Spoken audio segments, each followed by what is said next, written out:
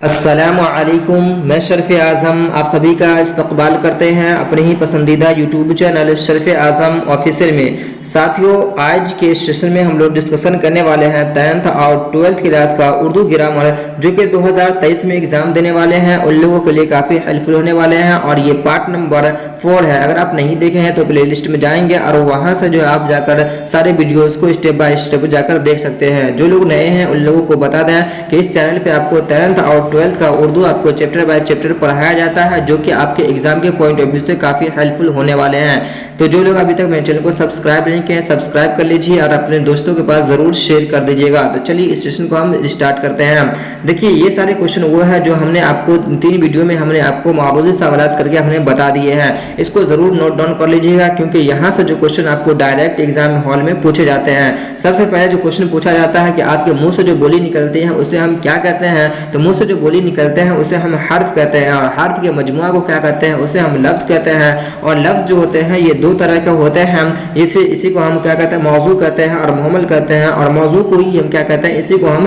कलीमा कहते हैं। कभी कभी पूछा जाता है कि मौजू का दूसरा नाम क्या है, तो दूसरा नाम इसका कलीमा है। और ये जो होते हैं मौजू जो होते हैं इनकी भी 3 किस्में हैं, इस्म, फेल और हर्फ है। इस्म, फेल और हर्फ। और इस्म जो है ये भी 2 तरह के होते हैं, यानी कि माने के एतबार से और बनावट या फिर इश्तिकाक के एतबार से। यानी इस्म की 2 किस्में होती है।